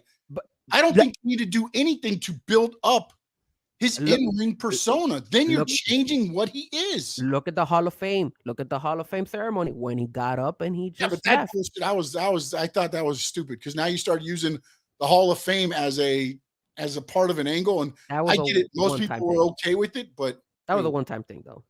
But you've done it now. It's just like the draft. They do the draft over and over and over. You've done it now. Now you want me to sit there and believe that every time we're going to have, true inductees? No, I'm going to be looking like, okay, let's see who's going to get hit with a chair this time. Yeah, but they messed up on the draft and they've been messing it up because they need like you said, they've done so many drafts already. Wait, hold off on the draft so I see how they book and they start using some of the talent. Then I'll say, okay, they screwed the pooch. What I'm saying screwed, I'm not saying that, hey, this person went to this brand and that person went to the. What I'm saying is they could do a little twist on it. You feel me? Like instead of going ahead and having them just announce, hey, I don't know, Rhea Ripley has made her way over to staying at Raw. Instead of saying that, having Shawn Michaels or one of those guys come out and talk about it, why don't you say, and the next pick for Raw is, and then all of a sudden, and you don't have to do it with every single one of them. You could drop it on one or two of them. They play the Rhea Ripley song, and then it says Rhea Ripley has now been drafted by Monday Night Raw. And just switch it up. Don't just do the same thing over and over. Switch it up a little bit. You understand me? Like the NXT people. You could definitely do that with the NXT people. Instead of having them on that stupid NXT room, they could have easily had them already at Raw or at that SmackDown and just presented them as already there, and even giving them a quick shitty fight just for them to people know who. Hey, look! Wow, this girl made it. Oh, wow, this guy made it. People know who they are, though. I understand that, but just to switch up the draft. If you noticed, I don't know about you, but if you noticed SmackDown and Raw, those last two SmackDowns and Raw from the draft, they were boring as hell. The only thing that saved it was the draft. That was the draft. Yeah. So then if you're going to focus so much on the draft, change it up once in a blue moon. Do something a little bit different to even make the fans even enjoy it even more. Yeah, because if you already have them there, then you knew they were getting selected. The draft is rigged. Are you telling me the WWE draft is rigged? They knew that NXT person was going to get drafted? No, because what you could do is you could have both that. You could announce it on Twitter saying, hey, the NXT performers are going to be live at SmackDown and they're going to be live at Raw, because if one of them gets picked, they'll go ahead and be 85 individuals. No, you do a smoke screen, bro. You tell them, but you really are not going to bring everybody. You just insinuate it, just like they've been insinuating that they're going to split everybody. I'm going to insinuate that they're going to have the NXT, and then all of a sudden nobody's there except the two people that got drafted. What is going on? Oh, so then what are you telling me? When Are you telling me wrestling is not real? When the Street Profits got picked by SmackDown, oh, what a coincidence that the Street Profits fought that same night in SmackDown. Oh, and that they were wearing blue already. Come on, man. Come on. They wear the same color every time wherever they're at. Exactly. That's why. So they wear the Cleveland Cavaliers colors when they're in Cleveland. They are the new John Cena. Actually, you know what, Cruz? That's not a bad idea. Do five rounds and have it all on the Peacock. Maybe they'll get more fans. Maybe make it a pay-per-view. Oh God Almighty! Maybe make a pay-per-view. No, but you know what? I mean, they did the Hall of Fame. Look how they do the Hall of Fame. How many numbers did the Hall of Fame do? Viewership. I don't know. I have to look up. I didn't. So there's something that we could think about, because if the Hall of Fame is throwing numbers and people are watching, imagine if they out of those. I'm not going to sit there and watch the NFL draft and then watch a wrestling draft. Really? I love wrestling, but dude, you want to change it into what the NFL does? What about if you do the draft? He's at home. All of a sudden, he answers. You do instead of doing. Instead of I'm going to SmackDown. Woo! Yes, exactly. Look, everybody will go ahead and be like, wow, even different, more different than what you or me have seen the last couple of years with this draft. It's just the same, man. It's the same gimmick, man. It's the same gimmick. I don't know. I think outside the box. You got to change it up from time to time. And I don't see, and I'm not saying to go drastic. Obviously, I'm not saying to put it in a pay-per-view or anything like that. Maybe in the long term, maybe something. You know what we should do? We should have independent wrestlers on standby, and we can call them too. Jay White will be waiting for the call. He doesn't get the call in the first round. He's upset. Oh, that's it. I'm going to AEW. Live on WWE TV. Think about it, Sean. Think about what you're just saying. Think about what you're just saying. Look at the ideas that you jokingly around, but think about it.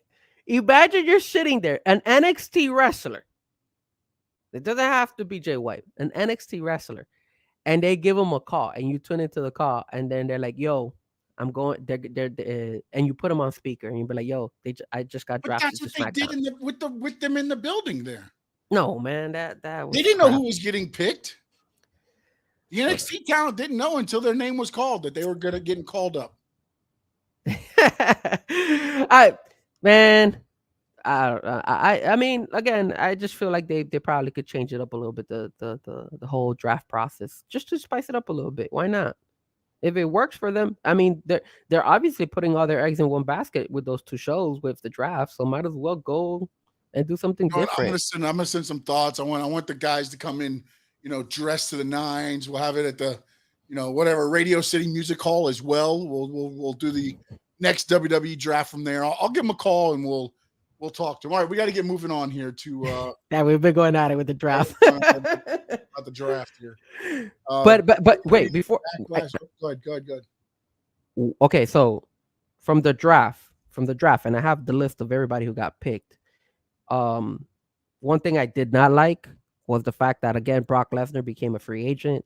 Obviously, both brands want to keep him. Both Peacock and Fox wants to keep him.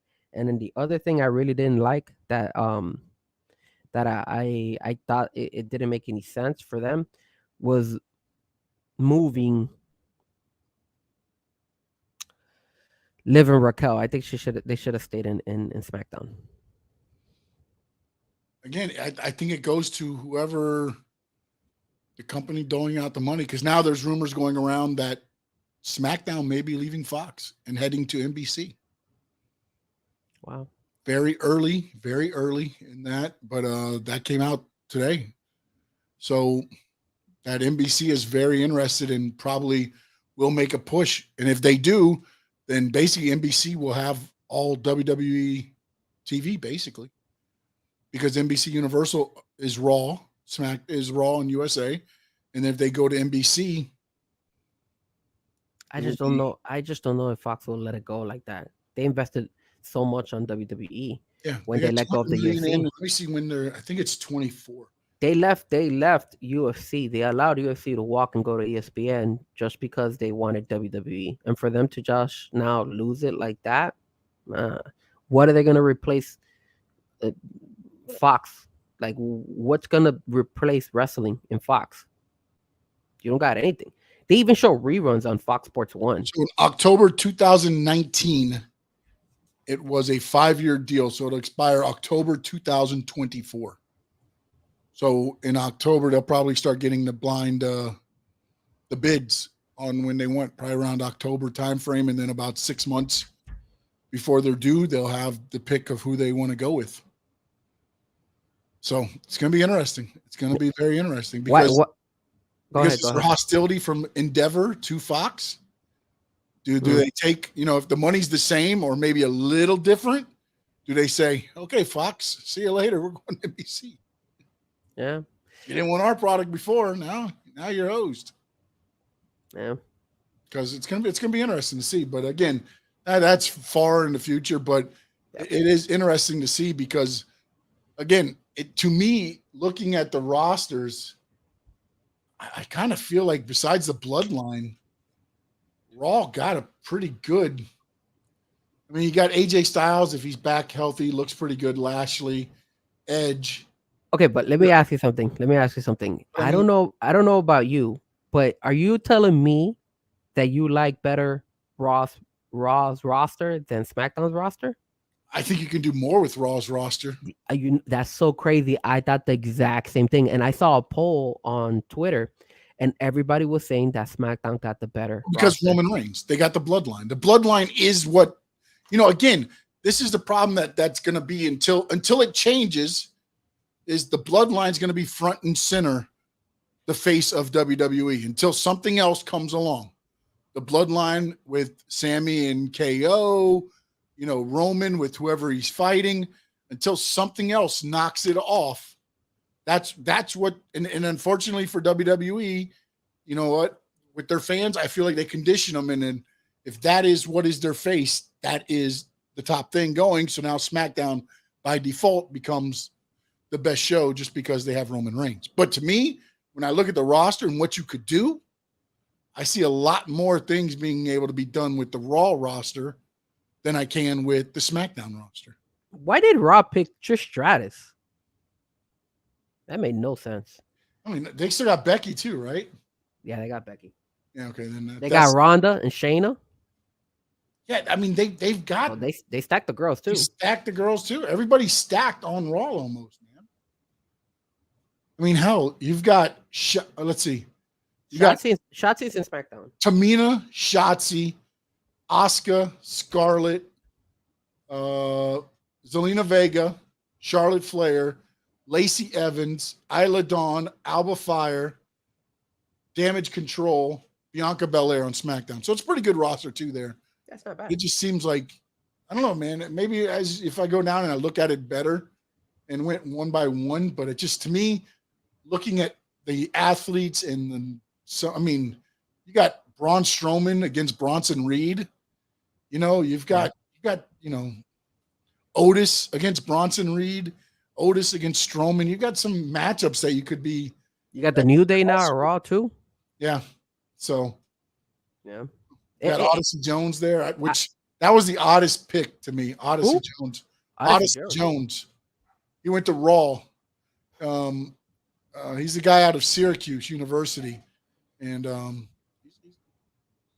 we'll see. We'll see what he does. I mean, he kind of reminds me of Tyrus, Funkasaurus or Tyrannosaurus, whatever his name was. Who are some of the free agents besides Brock? Oh, you've got Omos, Ziggler. Baron Corbin. Yeah. Is Natalia free agent too? You know what's funny is I don't remember being any of the females. Here's the thing. Free agents were Dolph Ziggler, Mustafa Ali, Von Wagner from NXT, Omos and MVP. Those were the night ones. And then Brock Lesnar was night 2. Omos is a free agent? Wow. Yep. Bray Wyatt, Alexa, and Logan Paul have no draft pool status. And the new roster takes effect Monday night. So. Wow. We'll have to see. All right. It is time. Are you ready? It's time. It's time. For the main event. So we started with our first match which I don't think it's going to be the first match. But you know what? I got a question for you, and a question for the chat as well. If you're booking this card tonight, who is the main event? Oh man. Typically, I would say that Roman Cody against Brock Lesnar. But you're in Puerto Rico. That's what I'm saying. And watching that reaction last night, you're in Puerto Rico, man. Bad Bunny has to end it, man. You're in Puerto Rico, and Bad Bunny with the LWO ends the night. But you want to know what's gonna happen, man? They're not gonna do that. They're gonna put Cody against Brock as the main event, and they're gonna put that Damian Priest Bad Bunny as the co-main event. That'll be the second one. I'm gonna go the other way around, and I'll, as we do the old predictions, I'll tell you why I think they might not be last, because I think something's gonna happen, but that's something for that. Seth Rollins versus Omos. Frankie Frezko.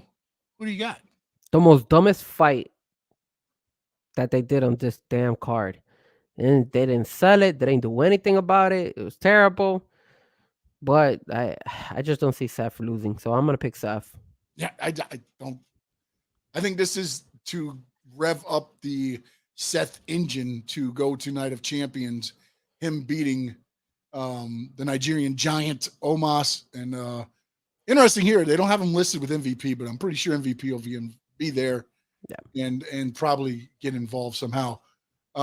Again, not going to go in order except for the last two matches. We're going to do kind of, I'm going to go my way that I think it's going to end. So you'll see.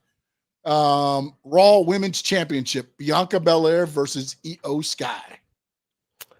I don't see Bianca losing that fight. I say Io Sky wins it all day, especially now that you see how you said Io Sky wins it. No, she loses. Okay. But I especially because I think they're gonna start pushing Bailey and what's the other girl's name? I forgot her name. Dakota. They're gonna put them. They're gonna start fighting. I think they have a tag team match now, like for the belts. I think next week on SmackDown, if I'm not mistaken. So, I think Bianca wins it. I just don't see her losing it, especially now that she got drafted in SmackDown. Yeah, I think this is a measuring stick match for Io Sky. She's not winning it. But I think they're gonna want to see where her progress is as an individual, because I think ultimately they do want to push her. Yeah. She's very good skill set, everything else. Not her time yet. Bianca Belair will win, but I think you're going to see a lot more out of Io Sky than expected. Should be a good fight. Championship. Yeah. United States Championship, Austin Theory, the champion, Lashley and Reed. I don't see Bobby winning. I don't see Reed winning it. I see Austin retaining it. And the reason I say that is because Gunther just got moved to Raw. So if you give it to Bronson Reed, he's in Raw as well. Doesn't make any sense. And you need another belt in that SmackDown brand. If you give it to Bobby Lashley, I don't think they're going to put Bobby Lashley on that USA belt. I honestly feel that they're going to push Bobby Lashley probably eventually to start fighting Roman Reigns. That's, I think, one of the reasons why they drafted him to SmackDown. So I have Austin Theory winning. All right. I have Austin Theory losing, but I have him not involved in the pin. I have Bobby Lashley pinning Bronson Reed, winning the title, so the title stays at SmackDown, because I agree with you. Makes no sense to put it on Bronson Reed when he's going to Raw with Gunther. But I think this is a way to get the title off of Austin Theory. And the only reason I'm going this route is because I'm trying to make this whole damn world championship mean something with SmackDown. And I think this is Austin Theory's chance to get into the world title picture and fail. But he can't do it as the U.S. champion. So I think Bobby Lashley walks out of Backlash, your United States champion. Anthony Manzano, yo. We're Anthony with the yo. He always comes in with the yo. The difference here between you and me is you feel that they're going to push Austin Theory, and I feel they're going to push Bobby Lashley for Roman. So we'll see how it goes. Yep. SmackDown Women's Championship. Rhea Ripley, Zelina Vega. Rhea Ripley. I'm sorry. Zelina Vega all day. I do not believe they should have put those two against each other last night. I think you took No. away from the match tonight by putting it. I understand what you were doing, but I feel like you showed everything Zelina could do. Yep. You know what I'm saying? Like, I don't know what else. She was speedy. She did her little, the hurricanranas and the things like that. And then once Rhea took over, yeah, Rhea can miss some stuff and hit her shoulder in the turnbuckle, and Zelina will fire up for a minute. And then I don't see any way that Zelina Vega, unfortunately, leaves. I think this is where the crowd in Puerto Rico goes. Well, Selena Vega is gonna come out with an LWO shirt, so that's 100% an L for her. But hopefully, they at least allow her to showcase herself a little bit. I really, honestly feel that this fight is gonna go really quickly. I think she's gonna lose really, really quickly. And that she's not gonna show that much of a fight, even though they're in Puerto Rico, even though it's the home crowd, they're all gonna be cheering for Selena. But you're right, man. I don't think they should have ever done that yesterday. It lost a little bit of steam, and now, what can she bring to the table? Like, It's going to be interesting. Again, I'm not taking anything away from Zelina. I just, I get why she's getting this opportunity. It makes a hell of a lot of sense. But unfortunately, I mean, just the momentum that Rhea got from Royal Rumble to WrestleMania, she does not lose at Backlash. no way. She's too big right now, especially for yeah. Judgment Day too. 6-man match: Matt Riddle, Kevin Owens, Sami Zayn versus the Bloodline, Solo Sikoa, and the Usos. You saw last night where Jamie and Jay said, "We taking care of business," and Solo held up the spike and said, "I'm taking care of my business," and then walked away. So again, they're showing the little things. I don't think it's going to happen. I don't think it's happening at all tonight or anything else like that. But one of the things that I thought is interesting is that you have Sammy and KO going to Raw. Basically, everybody else in this match is on SmackDown. So I feel Matt Riddle, Sami Zayn, and KO get the win. But Solo ends up spiking Riddle. And I think that's going to be the next feud to kick off on SmackDown. And I also think Riddle may be the next one in line to take on Roman Reigns. But Riddle's in Raw. No. He's not in SmackDown. Did I not see Riddle? Yeah, Riddle's in Raw, man. Hold on a minute. Yeah, he got drafted on Raw. So who was then? Wait a minute. Literally, what you said is right. My list here. I don't see Riddle at all, actually. Yeah, I have. No, There he is. Damn it. He's in Raw. I take back everything I said. Riddle, KO, Sami Zayn win clean. No need for anything to happen. All right. I am gonna go ahead. SmackDown.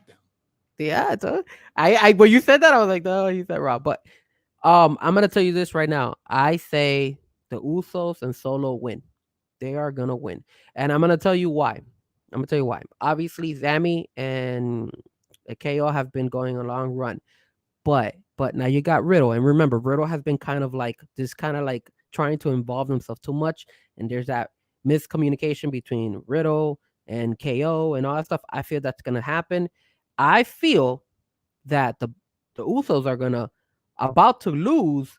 Solo stops it, pins down Matt Riddle or one of those guys, and then he in SmackDown takes the credit and says, "Look, if it wasn't for me, we would have lost that." And this is why the Usos are starting to mess up the bloodline, and I have to hold it together, and I'm above you guys now.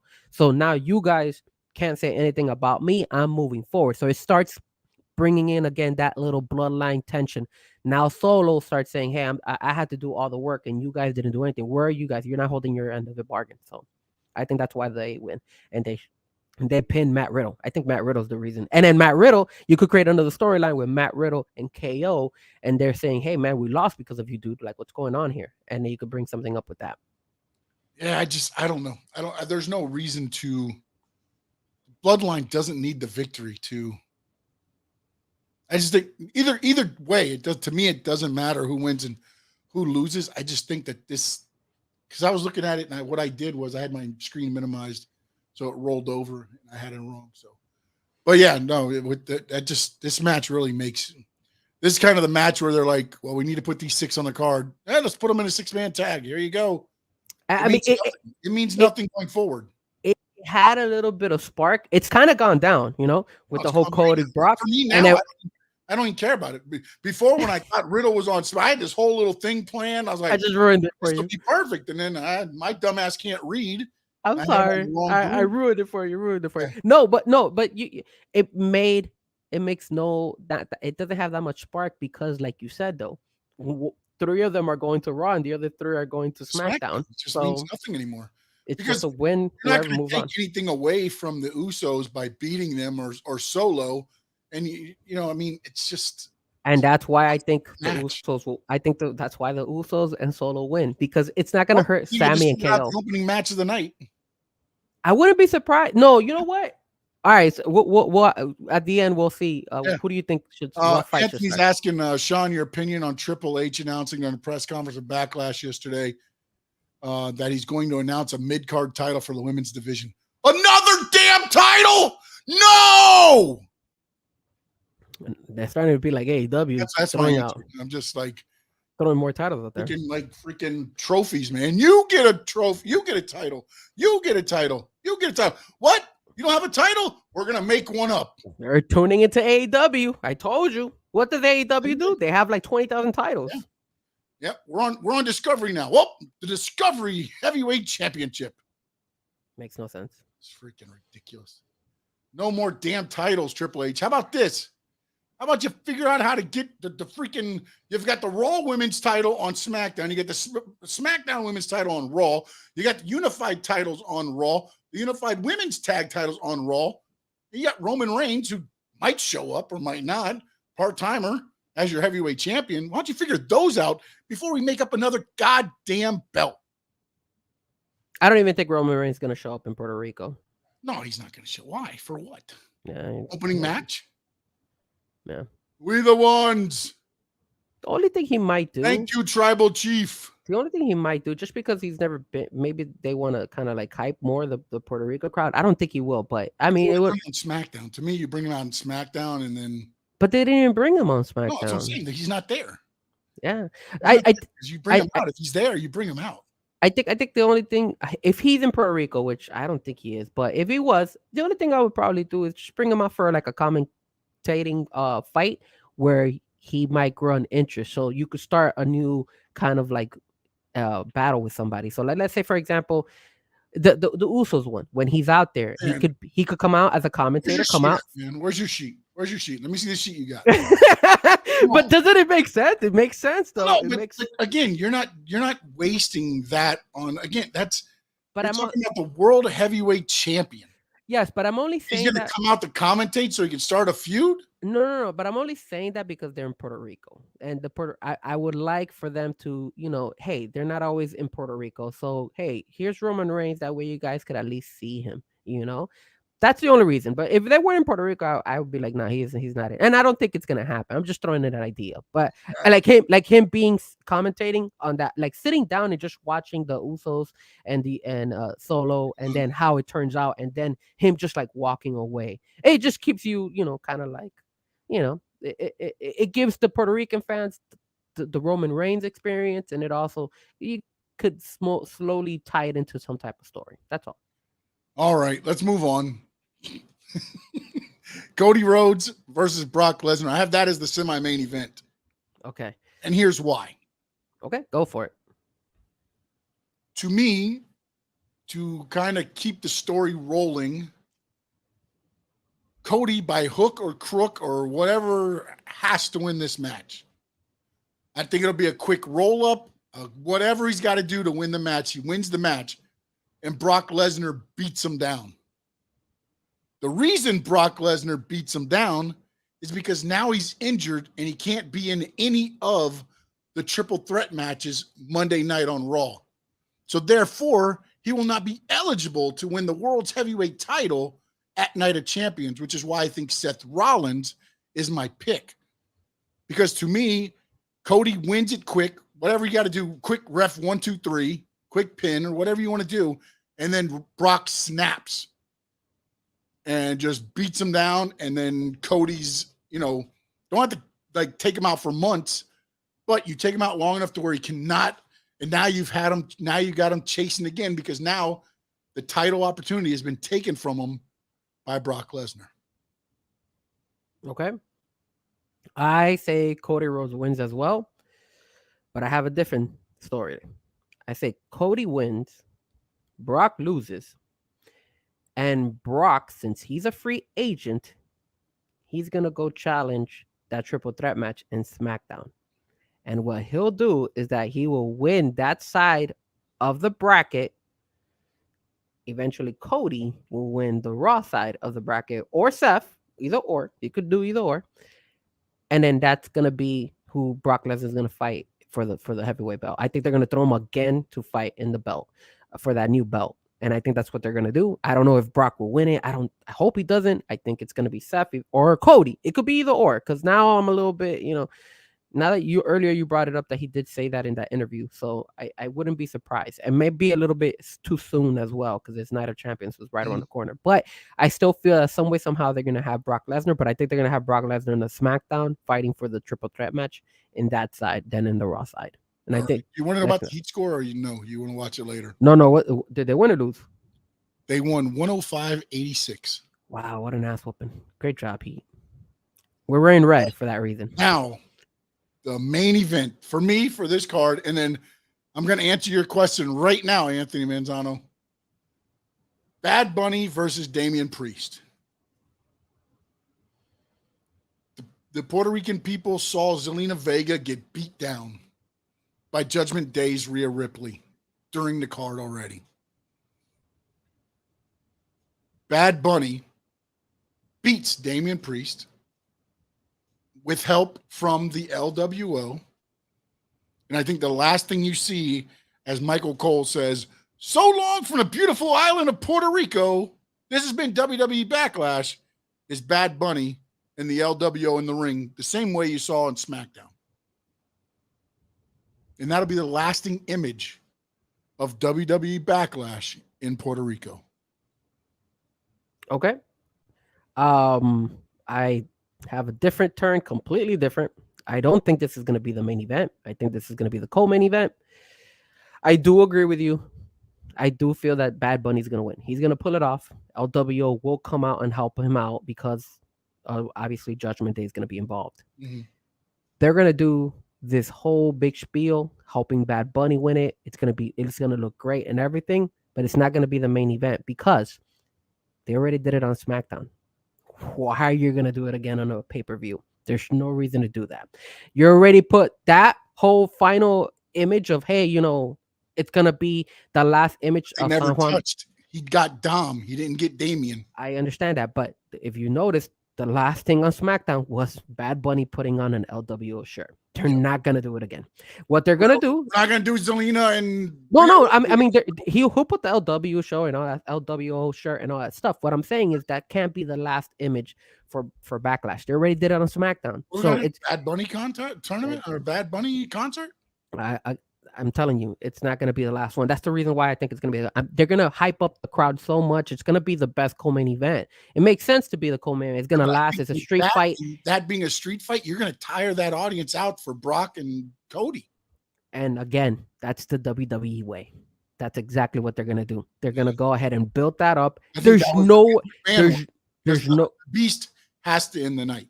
Of course, our boy, Vince McMahon's WWE. Of course, I don't think that's the way Triple H views it. I don't know. And again, this has been made up, and Vince has final say. So you 100% might be correct. But to me, I would hope that as much as you've been pushing this whole thing, WWE Backlash, Bad Bunny. Originally, he was the guest host. Now he's got a match. Then it was supposed to be a tag team match. Then you realize he could go solo. Just to make him a co-main event, I think it takes away everything. Nah. It still gives the Puerto Rican fans what they want. They got Bad Bunny in the co-main event in a street fight. Bad Bunny wins. People are going to be happy. And then to top it off, you got Brock Lesnar against Cody Rhodes. what else can you ask for? So you got the two big ones going at it at the very end. Yeah, you're right. The crowd might be a little bit, uh, already exhausted because of that street fight and they're Oh, yeah, going but crazy. I know they do the whoa thing for Cody and all that stuff, but they're there to see Bad Bunny. They are, and They're that's why they there saw him on SmackDown. for that. You know what I'm saying? So, And that's why they saw it on SmackDown. Anthony says, I feel like you're bearing Damian Priest elevated a guy like that, but that's why they made this a street fight. So now you can get LWO involved. You get Judgment Day involved. Damian Priest will probably put Bad Bunny through every gate, and Bad Bunny will take an ass whooping, and then all of a sudden something will happen to where LWO, Ray will come out, or somebody will do something, and Bad Bunny gets the victory at the end there. So. Well, Anthony says that he thinks that the fight should be in like the middle of the card. The thing is that it's in Puerto Rico. If it was not in Puerto Rico, if it was anywhere else but Puerto Rico, this is not my main event. This is not this. Yeah, no, absolutely. This might be second or third match. Honestly. Yeah. But because of the experience of the fans and what Bad Bunny brings to the table, you got to put him either the main event or the co-main event because that's the only thing that Puerto Rico paid WWE $1.5 million to host this. Look at that. And again, I honestly feel that Puerto Rico did a phenomenal job because I think they're going to come back again eventually because they just on SmackDown was really good. On SmackDown it was fun. That crowd was amazing. Well, that's what I'm saying. Like this isn't a WWE crowd. No, this isn't a WWE conditioned crowd because they haven't been there for 18 years. And you can tell they're just doing whatever they want to do whenever they want to do it, and it's fun. It makes the card fun, which is why I believe they end up pushing that one back. Again, there's no difference between Cody and Brock in Puerto Rico. Now, if this is anywhere else, not even a question. Cody, Brock, headlines, done. Yeah. I mean, again, you could be right. We're going to find out tonight. Either your side or my side is going to be right. But like I said, they kind of gave it away on SmackDown, so I don't see them doing it all over again on Backlash. Just doesn't make any sense. They've already did it. They want to sell it to the crowd. It's going to be a great fight.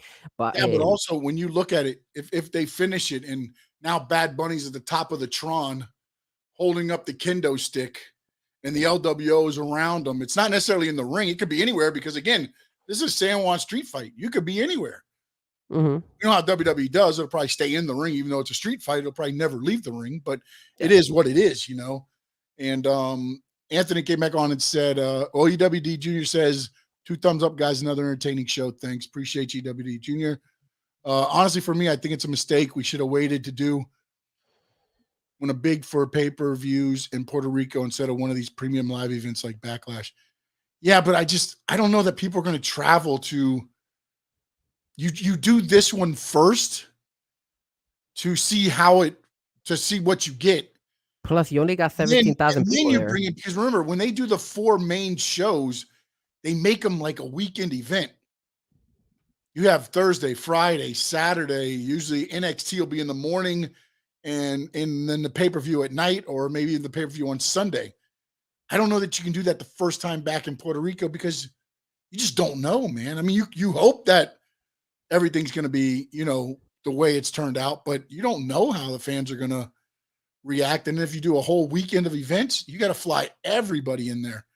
No, but not only that, it's only holds 17,000 people. It doesn't hold that many people. It's a smaller venue. It's a smaller venue. They got to, maybe they got people out scouting to see if there's anything bigger to where they possibly could do it. Because again, if you want to do a bigger pay-per-view, you need to get a bigger gate because I think it holds.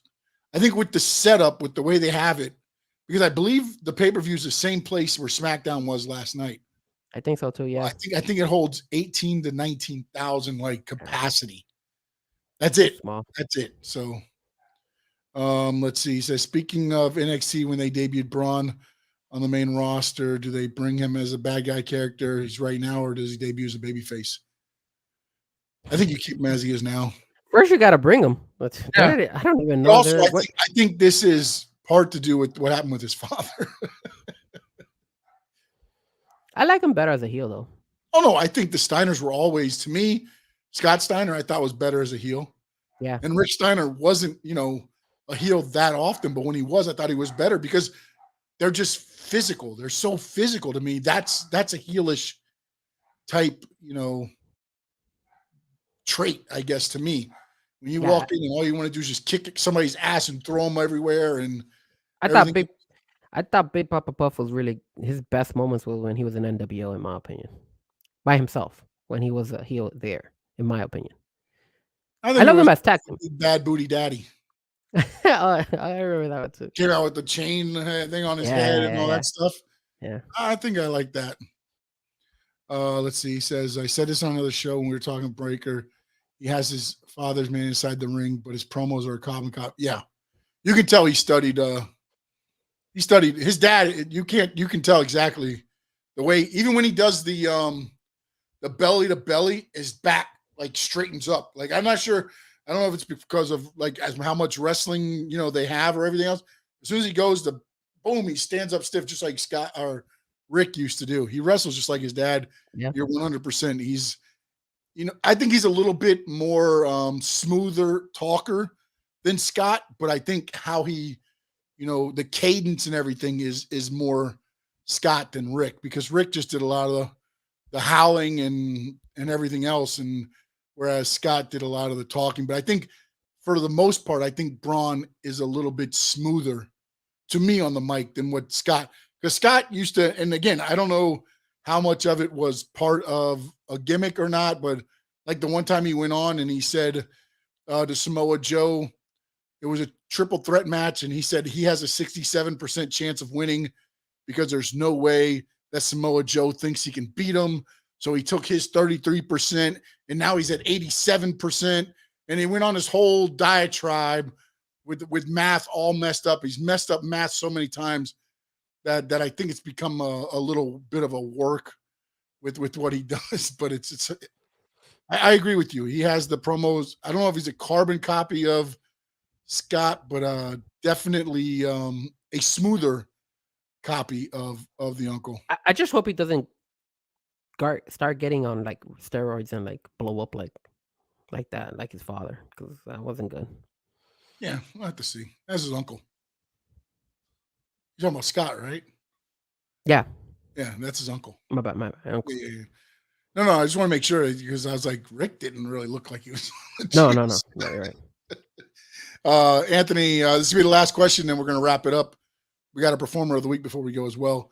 If this WWE decides to do one of the bigger pay-per-views like Mania, Rumble, SummerSlam, Survivor Series International, where do you guys want it to be? Wow.